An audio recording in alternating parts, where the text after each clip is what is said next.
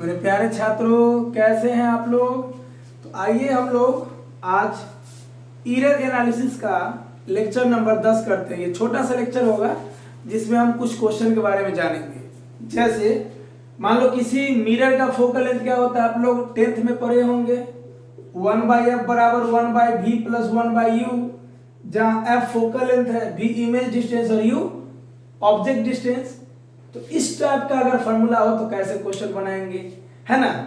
तो आइए हम लोग देखते हैं। इस पे पहुंचने से पहले कुछ और प्रॉब्लम लेते हैं ताकि आपका एरर और मजबूत हो जाए। बाबू, नूनू, सुग्गा, मुनमुन, मनमोही, जो भी मैं बोलूँ आपको प्यार से, दुनिया का ऐसा कोई एग्जाम है नहीं, चाहे वो आईआईटी का हो या मेडिकल का हो, जहां एरर एनालिसिस से क्वेश्चन ना पूछता ही है। इसलिए अच्छे से पढ़िएगा इसको, है ना। बोर्ड के लिए तो वीवीआई है ही, वेरी वेरी इंपोर्टेंट। कंपटीशन के लिए भी वीवीआई है ये, ठीक है। लेते हैं क्वेश्चन। मान लो एक स्क्वायर प्लेट है, ठीक है, ऐसे एक फोर्स अप्लाइड हुआ। क्वेश्चन दे दिया, a force F is applied on a square plate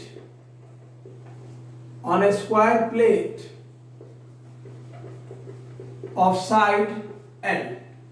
Clear? If percentage error in the determination of length is 2% and that in force F is 4%, will I find permissible error? Find permissible error in pressure. Clear. और दे दिया option 2%। ऐसे तो हम option देते नहीं, चलो इसमें दे देते हैं 8%, डी में नन। तो सिंपल सोचो, प्रेशर पूछा है तो प्रेशर क्या होता है, फोर्स बाय एरिया। कहीं भी pressure force by area dimension में बताए थे, बहुत डिटेल से बताए थे, है ना। तो जो भी फॉर्मूला रहे जोड़ दो, बताए थे ना।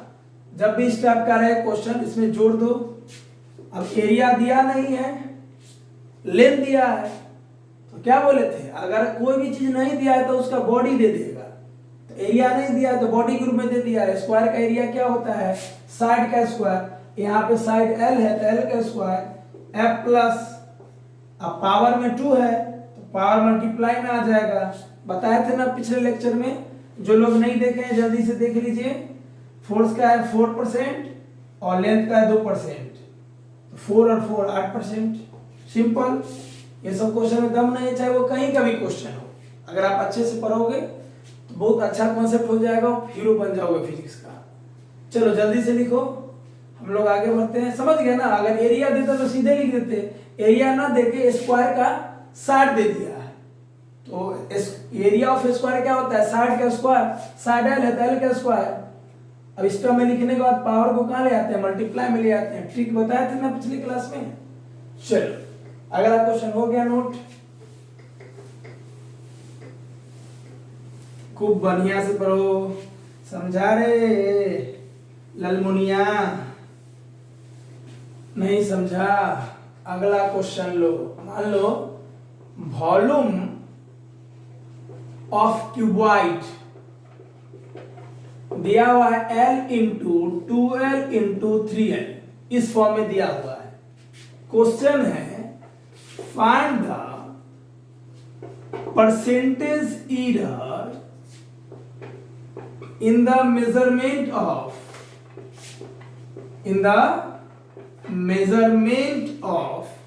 है ना, वॉल्यूम इफ percentage error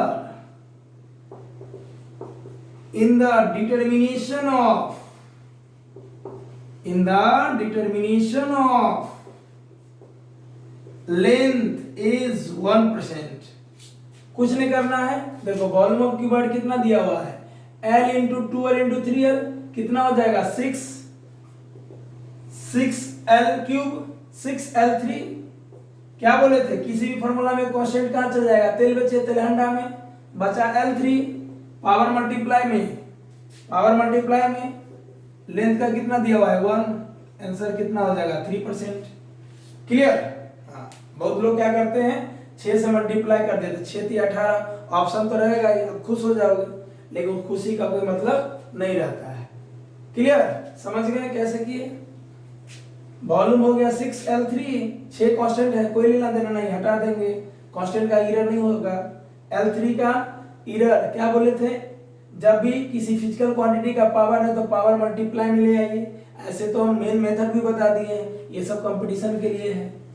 चलिए मेन क्वेश्चन पे आते हैं, धीरे धीरे और क्वेश्चन करते हैं, तब ये सब तो कुछ नहीं होगा आपको लोग के लिए। अब धुआं उड़ा दोगे, अरे बोलना यार, नहीं उड़ाओगे धुआं, बिल्कुल उड़ा दोगे।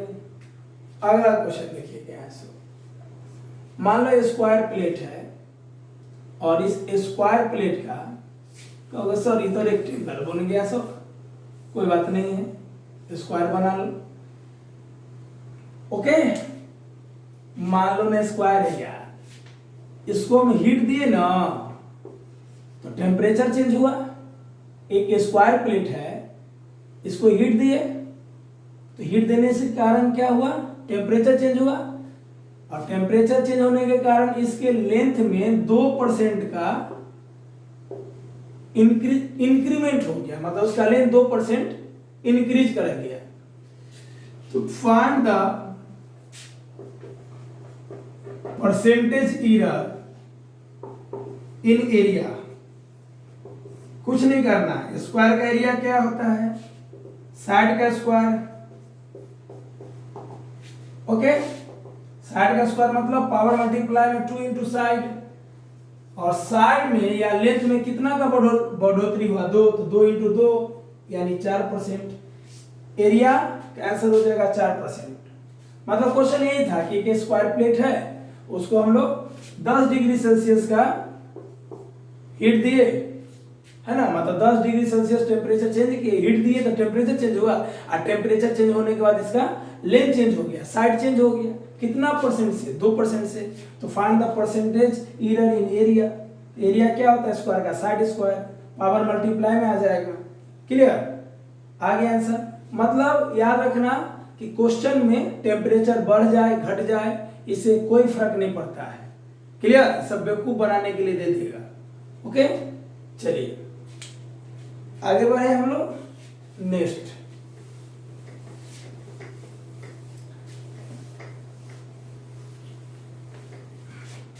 अगला देखो, क्वेश्चन है मोमेंटम 10% इंक्रीज हुआ, ये इंक्रीज का साइन है, तो बताइए काइनेटिक एनर्जी में कितना इंक्रीमेंट होगा। क्लियर, वो ध्यान से देखो, पहले तो काइनेटिक एनर्जी और मोमेंटम का रिलेशन निकालना पड़ेगा, क्योंकि यहाँ फार्मूला दिया हुआ नहीं है। पिछले लेक्चर में बताया थे कि क्वेश्चन में फार्मूला दिया है तो भी अच्छा, मतलब क्वेश्चन में इक्वेशन दे दिया तो उसके अनुसार चलो, नहीं तो अपने मन से लिखो। तो काइनेटिक एनर्जी का फार्मूला क्या होता है, 1/2 mv²। इसमें मोमेंटम तो दिख नहीं रहा है, तो इसको मोमेंटम में बदलेंगे। मोमेंटम क्या होता है, मोमेंटम होता है मास और वेलोसिटी का प्रोडक्ट। मास और वेलोसिटी का प्रोडक्ट मतलब गुणनफल, मतलब गुना। मास और वेलोसिटी को हम लोग गुना करते तो मोमेंटम मिलता है ना। जैसे चीनी में सूजी मिला देते तो हलवा बन जाता है, उसी प्रकार मोमेंटम वेलोसिटी मिलके मास और वेलोसिटी मिलके मोमेंटम बन जाता है। हम इसको क्या करते हैं, इसको लिख सकते हैं m²v²/m। आप काइनेटिक एनर्जी और मोमेंटम में रिलेशन लाना है, क्योंकि मोमेंटम 10% इंक्रीज हो गया, तो बताइए काइनेटिक एनर्जी कितना इंक्रीज हुआ। तो हमें काइनेटिक एनर्जी और मोमेंटम को फार्मूला में रखना पड़ेगा, जिसको कहा जाता है relation between kinetic energy and momentum. अगर किसी भी फार्मूला में कोई चीज लाना है तो सोच लेना है कि रिलेशन निकालना है। तो हमने क्या किया, काइनेटिक एनर्जी का फार्मूला लिखा, ऊपर भी m से मल्टीप्लाई कर दिया, नीचे भी अब ऐसा करने से क्या हुआ, एक m से एक m कटेगा तो इसी फॉर्म में रहेगा। ठीक है, आप ध्यान से देखो तो मोमेंटम क्या होता है, मास इनटू वेलोसिटी, तो m भी हो जाएगा मोमेंटम, दोनों पे स्क्वायर है तो p स्क्वायर, m भी बन जाएगा मोमेंटम, स्क्वायर है तो स्क्वायर, और नीचे 2m। ठीक है, तो काइनेटिक एनर्जी हो गया मोमेंटम का स्क्वायर बाय 2m, ये हो गया रिलेशन।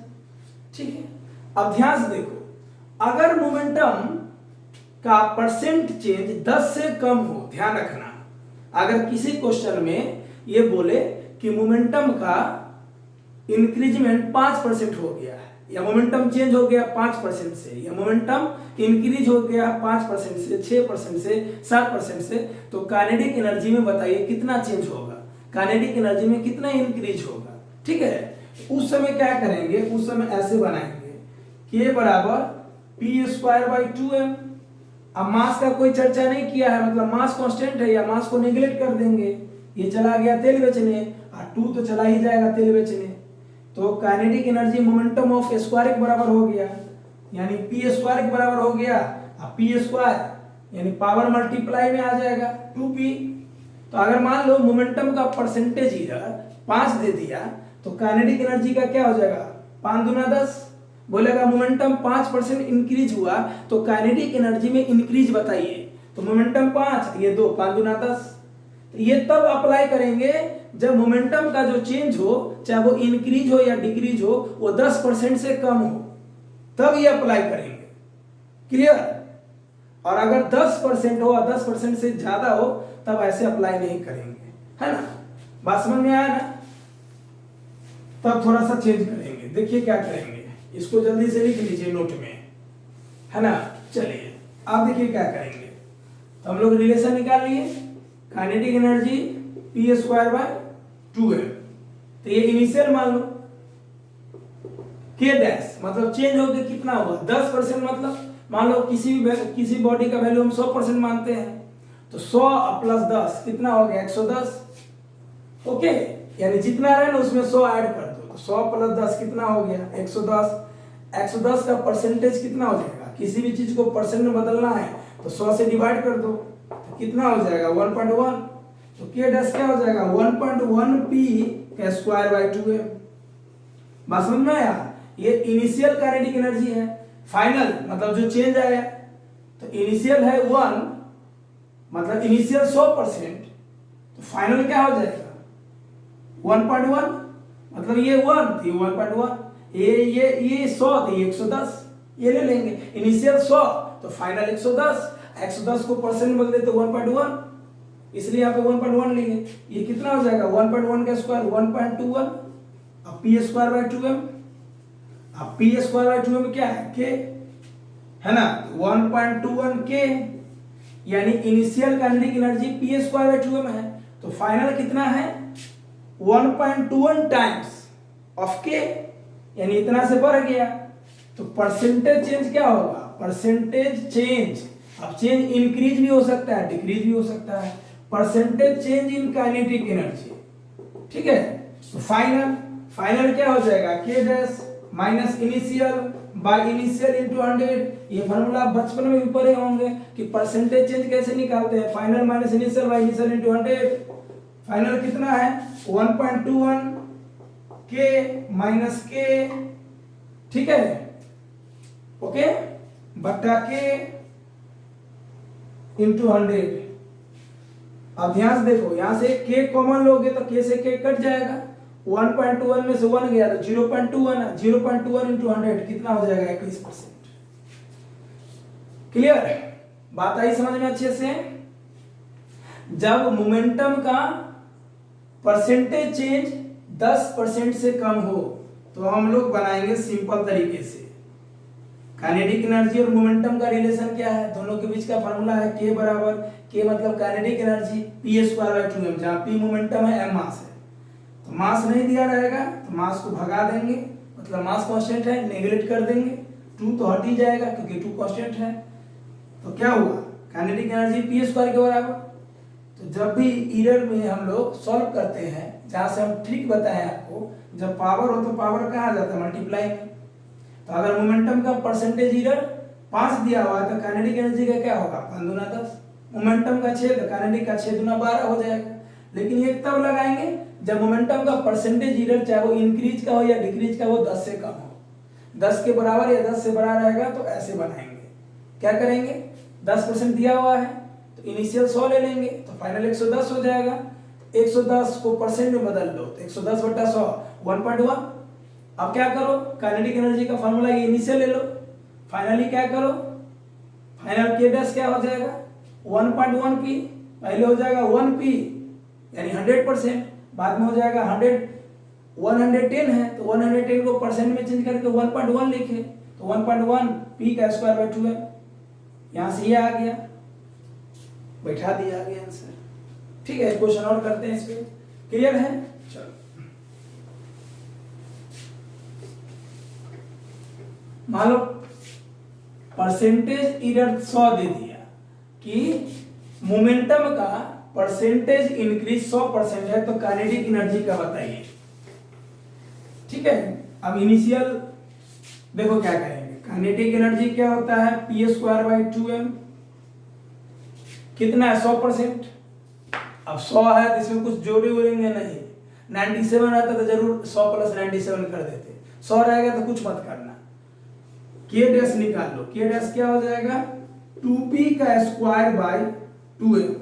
अब ये 2p कैसे हुआ, तो काइनेटिक एनर्जी क्या होता है p square by 2m, mass constant है नहीं दिया हुआ है मतलब नेगेटिव कर दो, और 2 तो ऐसे ही नेगेटिव हो जाएगा, k बराबर 2p क्योंकि p स्क्वायर पावर मल्टीप्लाई में आ जाएगा, यानी काइनेटिक एनर्जी मोमेंटम का 2 गुना होगा। जब मोमेंटम 100% होगा, जब मोमेंटम 100% है, सीधा सीधी 100% है, क्लियर, तो कुछ जोड़ना घटाना है नहीं, है ना। अब जैसे मान लो 25 रहता है तब ना 100 प्लस 25 कर देते हैं 125, और फिर 100 से डिवाइड कर देते हैं परसेंट में चेंज करने के लिए। यहाँ तो सिंपल है, तो हम लोग क्या करेंगे फाइनल में 2p लेंगे, यानी मोमेंटम पहले p था तो मोमेंटम 2p हो जाएगा, है ना। क्यों 2p हो जाएगा यहाँ से, अब क्या हो जाएगा 4p स्क्वायर बाई 2m, और ये क्या बन गया k यानी 4k, तो percentage change in kinetic energy क्या हो जाएगा, जल्दी बोलो, फाइनल माइनस इनिशियल बटा इनिशियल, फाइनल कितना है 4k, initial k by initial into 100, k common ले लो, k से k कट जाएगा, 4 में से गया 3 यानी 300%। समझ गए, चलो चलते हैं नेक्स्ट, लिखो अच्छे से।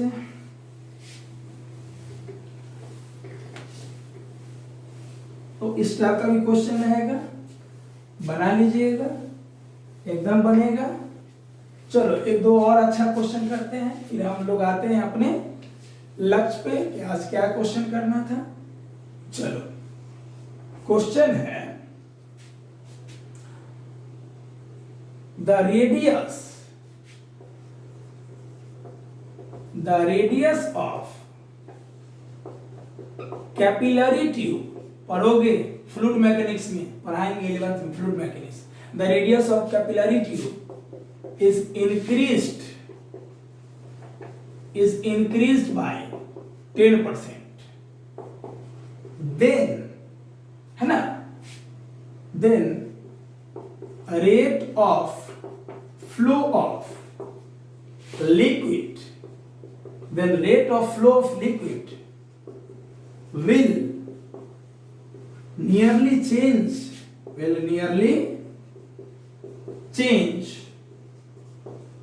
by पहला 21%, बी में 46%, सी में 40%, डी में नन। मतलब एक कैपिलरी ट्यूब है जिसका रेडियस 10% इंक्रीज कर गया, तो rate of flow of liquid में नियरली कितना चेंज आएगा ये निकालना, ऑप्शन दे दिया है। ठीक है, क्वेश्चन लिखो, हम बना के दिखाते हैं, ठीक है ना, और जो आंसर आएगा ऑप्शन मिला लेना। चलो मिटा दे क्वेश्चन, चलो ठीक है, आ रहा है समझ में। चलो देखो ध्यान से, वॉल्यूम ऑफ लिक्विड है ना, volume of liquid comes out per unit second. मतलब किसी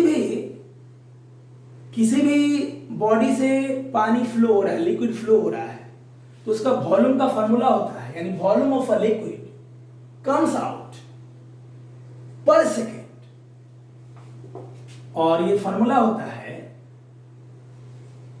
पाई PR4 by 8 eta L। याद करो डायमेंशन में ये फॉर्मूला बताए थे डायमेंशन एनालिसिस में, जहां पाई कांस्टेंट 8 कांस्टेंट P प्रेशर है और ये ईटा जो n को हम लोग नमार देते हैं, n को नमार दो ईटा हो जाएगा, इसको बोलते हैं coefficient of viscosity ln r radius. अब देखो ये सब चीज दिया हुआ नहीं है, चर्चा नहीं दिया है, नेगलेक्ट कर दो, दैट मींस कांस्टेंट है, कांस्टेंट से लेना देना नहीं है। तो v प्रोपोर्शनल क्या हो गया, रेडियस के पावर 4 के, अब ये इसके प्रोपोर्शनल हो गया। क्वेश्चन में क्या बोला है कि रेडियस 10% इंक्रीज हो गया, इसका मतलब क्या होगा, पहले कुछ रहा होगा अब 10% इंक्रीज हो गया, ठीक है। तो क्वेश्चन के अनुसार हम लोग लिखेंगे v1 by v2 बराबर r1 by r2 का पावर 4, क्लियर। तो यहां से v2 क्या हो जाएगा, v2 हो जाएगा r2 by r1 के पावर 4 इंटू v1, v2 निकालना है, ठीक है। तो v1 को यहां ले आओ, तो 1 by v2 पलटी मार दो तो ऐसा आएगा, अरे इस पूरे से v2 निकालोगे तो ये आएगा। चलो तो v2 क्या हो जाएगा, अब बताओ r2 by r1, तो पहले मान लो 100% था, 10% इंक्रीज हो गया, तो क्या बोले थे जितना से इंक्रीज या डिक्रीज हो 100 में जोड़ या घटा दो। तो पहले 100 था, मान लो रेडियस 100% था, 10% बढ़ गया, तो 100 प्लस 10 110, r2 हो जाएगा 110, r1 हो जाएगा 100 का पावर 4 v1, 0 से 0 कट गया, 11/10 1.1 को 4 बार मल्टीप्लाई करोगे तो ये आएगा 1.4641, ये आएगा v1 यानी v2 इतना के बराबर हो गया। अब हमको क्या निकालना था, rate of flow of liquid में कितना चेंज आएगा। चेंज का मतलब होता है डेल्टा, चेंज का मतलब क्या होता है डेल्टा, ठीक है। तो ध्यान से देखो हम लोग क्या करेंगे, delta v by v1, delta v by v1, delta v क्या हो जाएगा v2 माइनस v1, मतलब नहीं समझ में आया रे चतुआ, percentage change in rate of flow of liquid पूछेगा, तो परसेंटेज चेंज क्या हो जाएगा बताओ, परसेंटेज यही ना, जरूरी है कि लिख देगा हमेशा, percentage change in rate of flow of liquid. यहाँ पे rate of flow of liquid एक प्रकार का वॉल्यूम ही है, percentage change in rate of flow of liquid, rate of flow of liquid, ये क्या हो जाएगा फाइनल वैल्यू। तो फाइनल वैल्यू कितना है 1.4641 v1 minus initial value by initial value into 100, है ना। किसी भी चीज का परसेंटेज चेंज क्या होता है फाइनल वैल्यू, तो v2 को फाइनल वैल्यू मान लिए, v1 initial, final minus initial बट्टा इनिशियल इनटू 100, इसको सॉल्व करो लगभग 46% आएगा। अरे v1 को मान लो, v1 से v1 कट जाएगा, ये आएगा। चलो जल्दी से लिखो, आ गया मजा। चलो नेक्स्ट क्वेश्चन करते हैं, और एक अच्छा क्वेश्चन लेते हैं, ठीक है। बहुत जल्द हम आप लोग को असाइनमेंट और daily practice problem set provide करेंगे, है ना, बहुत जल्द, बहुत मजा आने वाला है, इंतजार कीजिए। अगला क्वेश्चन है एट कांस्टेंट टेम्परेचर, है ना, वॉल्यूम 10% डिक्रीज हो गया, ठीक है। किसी कांस्टेंट टेम्परेचर में वॉल्यूम किसी गैस का डिक्रीज हो गया 10%। क्वेश्चन है बाय व्हाट परसेंटेज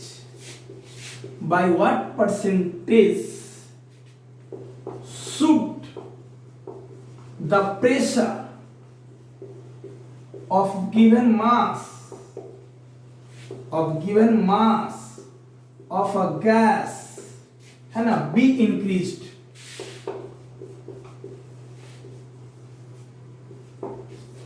सिंपल सोचो, 10% वॉल्यूम डिक्रीज हुआ तो प्रेशर में कितना इंक्रीज आएगा, सिंपल सोचो। तो आप लोगों को पढ़ाया थे ना फॉर्मूला Pv बराबर nRT डायमेंशन में, और आगे भी पढ़ाएंगे हीट एंड थर्मोडायनेमिक्स में। और n है नंबर ऑफ मोल, नहीं दिया हुआ है कांस्टेंट, R है यूनिवर्सल गैस कांस्टेंट, और T भी कांस्टेंट, मतलब टेम्परेचर यहाँ पे कांस्टेंट दिया हुआ है। ये दोनों टर्म तो पहले ही से कांस्टेंट है, n होता है नंबर ऑफ मोल, R होता है गैस कांस्टेंट। तो ये RHS ही कांस्टेंट हो गया, मतलब पीवी कांस्टेंट, पीवी क्या हो गया कांस्टेंट, यानी P प्रोपोर्शनल 1/V। अब V को यहां लाओगे तो बट्टे में आ जाएगा। अब बराबर के बदले हम क्या दे देते हैं प्रोपोर्शनल। V को यहां लाओगे तो कांस्टेंट बाय बट V को यहां लाओगे तो क्या हो जाएगा P बराबर कांस्टेंट बाय वॉल्यूम। और कांस्टेंट के बदले क्या लाते हैं प्रोपोर्शनल, ठीक है। अरे यही ना प्रोपोर्शनल के बदले बराबर और कांस्टेंट आ जाता है। चलो बताओ, वॉल्यूम बढ़ेगा तो प्रेशर घटेगा, सिंपल। मतलब वॉल्यूम 10% डिक्रीज हो रहा है तो प्रेशर 10% बढ़ जाएगा। तो ही बोला है कि कितना बढ़ेगा, तो ये रिलेशन लिख लो। अब ध्यान से देखो, वॉल्यूम 10% घट गया तो वॉल्यूम क्या हो जाएगा 90/100, तो प्रेशर क्या हो जाएगा 100/90। वॉल्यूम 10% घट गया तो 100 में से 10 गया, टोटल 100।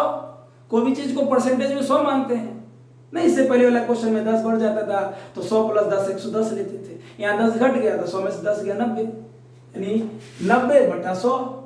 90 लेकर उसको परसेंट में चेंज करते हैं तो 100 से डिवाइड करते हैं, तो वॉल्यूम 90/100 तो प्रेशर 100/90 हो जाएगा।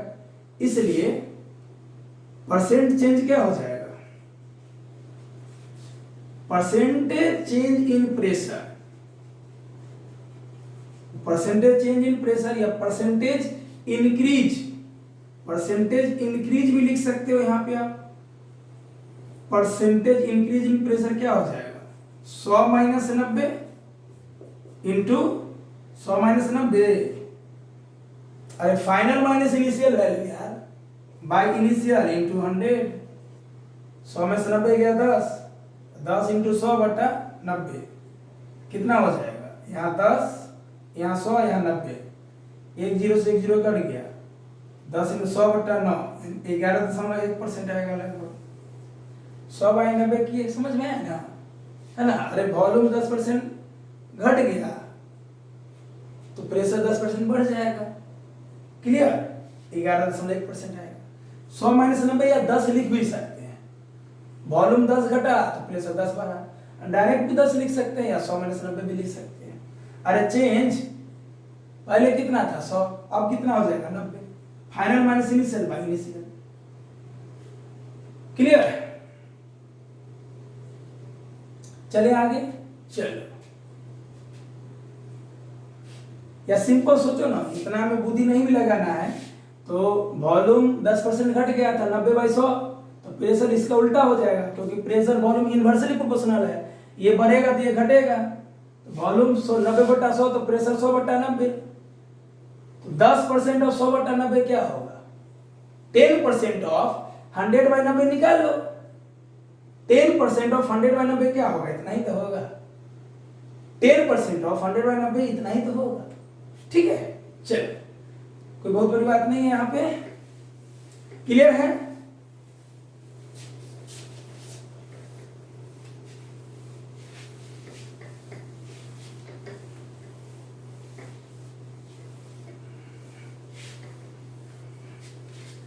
नहीं समझा, सिंपल सोचो ना, परसेंटेज इंक्रीज इन प्रेशर हमको निकालना था, ठीक है। क्या होता है फाइनल माइनस इनिशियल, पूरा 100% मान लो कोई घटना में, प्रेशर वॉल्यूम कांस्टेंट है, दोनों मिला के 100 है, ठीक है। चलो तो वॉल्यूम 10% घट गया मतलब प्रेशर 10% बढ़ गया, तो ऊपर 10 और नीचे 90, ठीक है ना। ये दोनों मिला के 100 था, इंटू 100, 0 से 0 कट गया, कितना हो जाएगा 11.1। ऐसा भी सोच सकते हो, ठीक है। चलो हो गया ये सब। आइए कुछ और क्वेश्चन करते हैं, जल्दी सोचो। वोल्टेज दिया हुआ है 100 ± 5 वोल्ट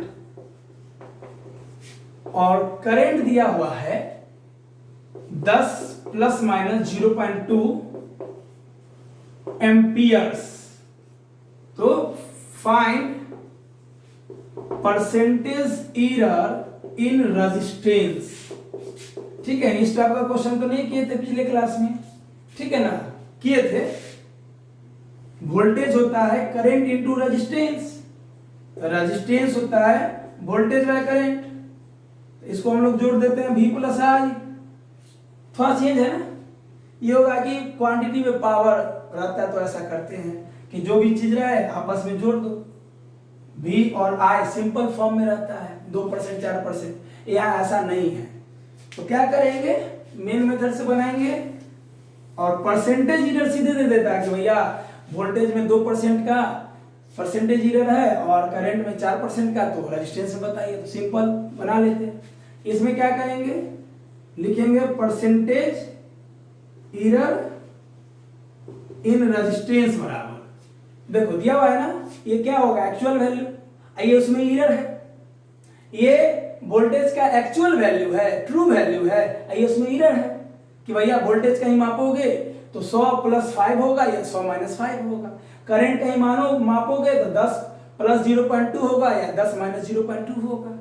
तो क्या करते हैं, पहले एक्चुअल वैल्यू लिखते हैं कि पहले इरर वाला लिखते हैं, पहले इरर, अरे डेल्टा x/x में लिखते थे, उसी प्रकार हो जाएगा 5/100, परसेंटेज इरर है तो इसको 100 से मल्टीप्लाई कर देंगे, प्लस, है ना। ओहो नहीं समझा, परसेंटेज इरर इन रेजिस्टेंस क्या हो जाएगा, एकदम बेवकूफ है, बताओ, V बराबर IR, R बराबर क्या हो जाएगा V/I, तो R का फ्रैक्शनल इरर क्या हो जाएगा डेल्टा R/R, V का क्या हो जाएगा डेल्टा V/V, प्लस I का क्या हो जाएगा डेल्टा I/I। आप समझा चिथुआ, ऐसे कर लेंगे। अब परसेंटेज में बदलना है तो इधर भी 100 से मल्टीप्लाई कर लेंगे, पहले क्या करते हैं फार्मूला को रीअरेंज कर लिए, फिर फ्रैक्शनल में बदल लिए, और फिर 100 से मल्टीप्लाई करके क्या करेंगे परसेंटेज में बदल लेंगे। ये पूरा टर्म क्या हो गया परसेंटेज इरर इन R, परसेंटेज इरर इन R, और इधर 100 से बारी बारी से भी कर सकते हो या 100 कॉमन भी ले लो, डेल्टा V/V, तो डेल्टा V हो गया 5, अभी हो गया 100, तो 5/100 इंटू 100 प्लस डेल्टा I कितना होगा 0.2, I कितना होगा 10, 0.2/10 इंटू 100, है ना, 0.2 डेल्टा I/I, डेल्टा I कितना है 0.2, I कितना है 10, 0.2/10 इंटू 100, 100 से 100 गया, डेसिमल उड़ाओगे तो 0 बढ़ जाएगा नीचे, 100 से 100 गया, 5 और 2 कितना 7% हो जाएगा, सिंपल, ये हो गया मेन मेथड से। चलो जल्दी लिखो, इस पे क्वेश्चन देते हैं, घर पे बना लेना, ठीक है। चले आगे, चलो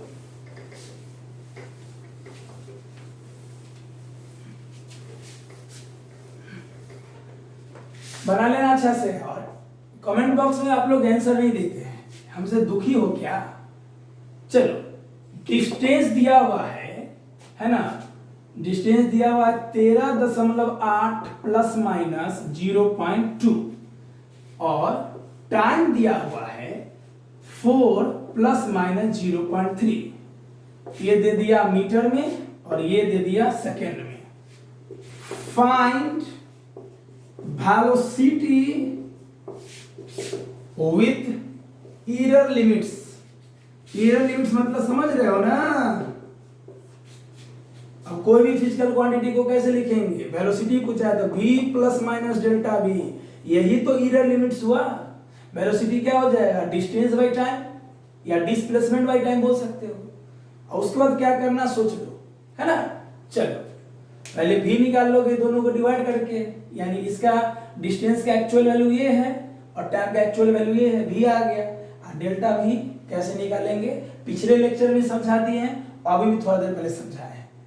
अरे बन जाएगा ना v बराबर s/t, यहाँ से v निकल जाएगा, फिर इसको लिख लोगे, v हो जाएगा ना डेल्टा v/v बराबर delta s/s plus delta t/t, यहाँ से डेल्टा v निकाल लेना, फिर इसमें सजा के लिख लेना, बन जाएगा।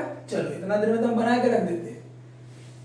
हंसो हंसो मेरे पे, कहोगे सर आप ही बेवकूफ हैं। सही है बउआ, तो हमको बेवकूफे समझो लेकिन पढ़ो अच्छा से, ठीक है। चलो ये पैटर्न का क्वेश्चन देखो, ऑब्जेक्ट डिस्टेंस किसी भी मिरर का दिया हुआ है, ऑब्जेक्ट डिस्टेंस किससे लिखते हैं, u से लिखते हैं। ये दिया हुआ है 50.1 प्लस माइनस 0.5 सेंटीमीटर। और इमेज डिस्टेंस दिया हुआ है, इमेज डिस्टेंस दिया हुआ है जिसको v से लिखते हैं, ये दिया हुआ है 20.1 प्लस माइनस 0.2 सेंटीमीटर। ठीक है। Calculate focal length, calculate focal length with error limits.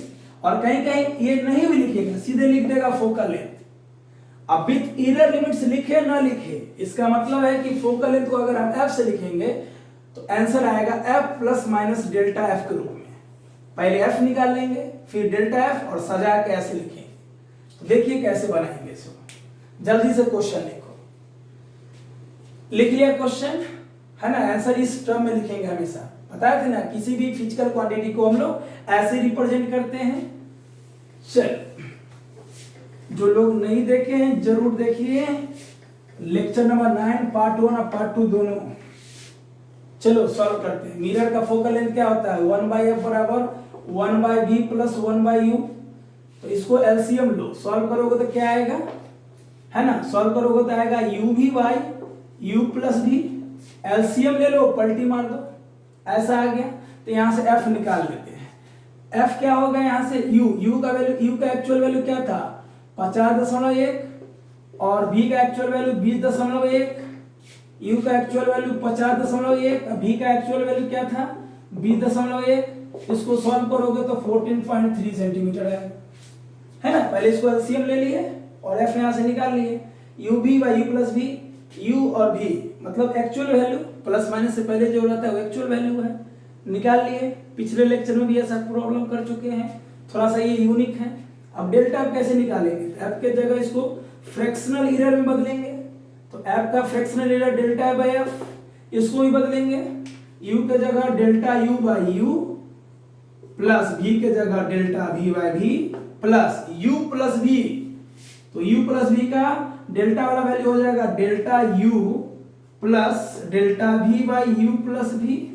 समझ में आया ना। बस यही सीखना था, इस टर्म में लिखेंगे ऐसा रहेगा तो, है ना। अभी रेजिस्टेंस वाला प्रॉब्लम देंगे होमवर्क में, ऐसा ही बना लेना।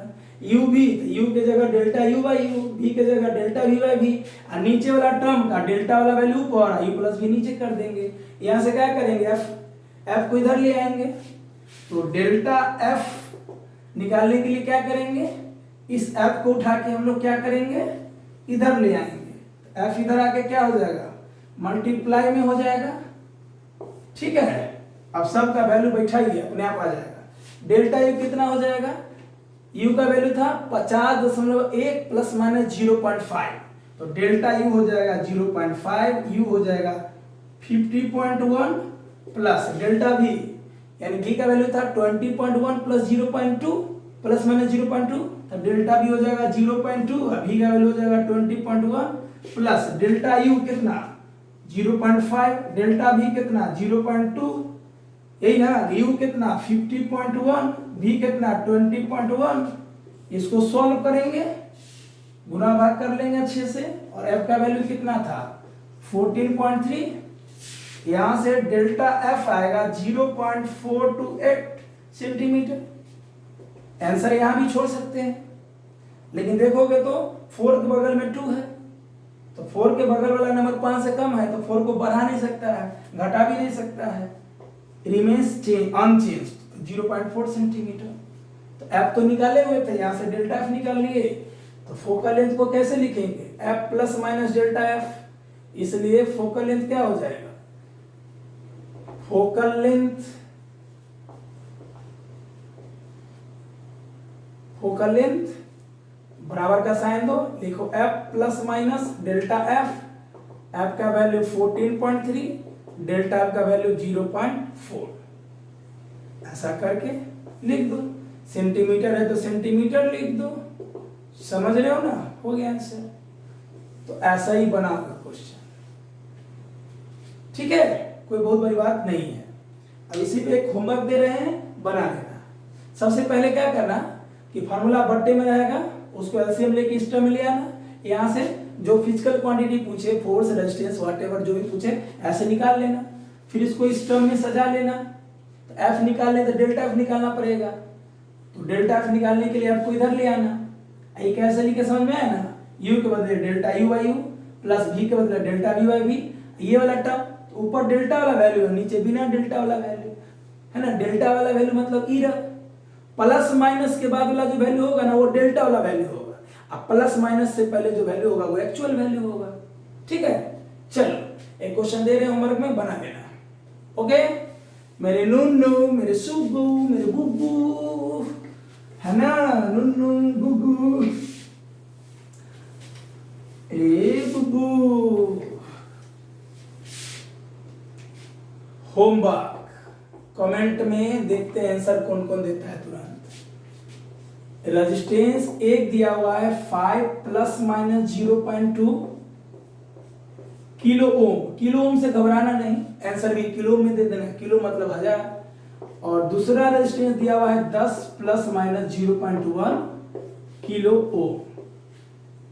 फाइंड परसेंटेज एरर, है ना, in equivalent resistance, in equivalent resistance, find percentage error in equivalent resistance when they are connected, मतलब दोनों रेजिस्टेंस को कनेक्टेड किया गया है इन पैरेलल। क्लियर, पढ़े होंगे 10th में। पैरेलल कॉम्बिनेशन फॉर्मूला क्या होता है, आर इक्विवेलेंट का 1/r1 प्लस 1/r2। वही बात जैसे फोकल लेंथ वाला बनाया है, यहां से एलसीएम ले लो, ठीक है, आर इक्विवेलेंट निकाल लो, और फिर डेल्टा आर इक्विवेलेंट निकाल लेना। समझ गया ना, यानी कैसे लिखोगे, R equivalent plus minus delta R equivalent, ऐसे सजा के लिखोगे आंसर। ठीक है, तो बना लेना। अब एरर का एक लेक्चर और, जिसमें हम लोग वर्नियर कैलिपर्स, लिस्ट काउंट के बारे में जानेंगे। अच्छा क्वेश्चन उसमें आएगा, क्योंकि वही क्वेश्चन दिमाग खराब करता है, मतलब मजा आएगा उसमें। बहुत सारा ट्रिक भी हम बताएंगे कि कैसे हम आईआईटी एडवांस और नीट में क्वेश्चन बनाएंगे। तो मिलते हैं नए एनर्जी और नए उत्साह से। धन्यवाद।